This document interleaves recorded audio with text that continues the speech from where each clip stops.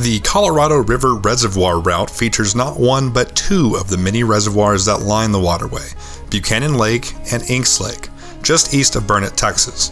My name is Justin, aka Biking Bird, and I'm one of your hosts here at MotorcycleDestinations.com, and today I'm going to show you why you should make this your next motorcycle destination. Traveling around the world, my feet will tell me where to go. This 27-mile route should only take about 35 minutes to run it one way. That is, of course, if you don't stop along the way to enjoy the many views this ride has to offer.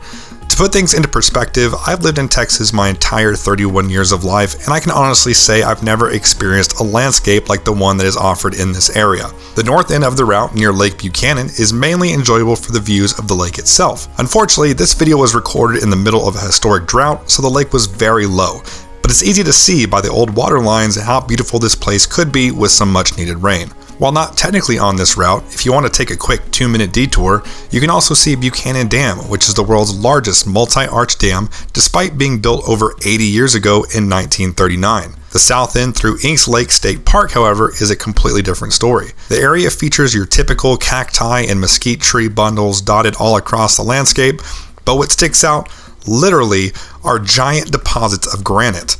All throughout the park, the landscape constantly changes. This is definitely more of a look around type of good ride, as opposed to a really curvy, technical road type of good ride, which makes this route only a 2 out of 5 on our MD difficulty scale. This would make a great route for anyone ranging from a hardened veteran to someone who's only got a few thousand miles under their belt. Most of the turns are nice and easy banked sweepers, with just a handful that are a bit tighter. There's nothing even close to what I would consider a switchback.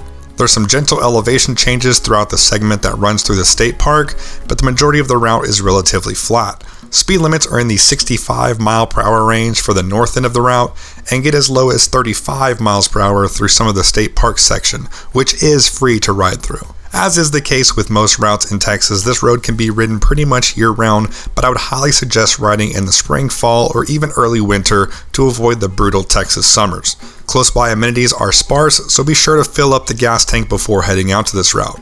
You've got a couple of stations on the south end in Kingsland, but zero between there and the town of Burnett. And if you're looking for a cool and unique place to stay near this route, check out Container City, a vacation rental compound made out of old shipping containers.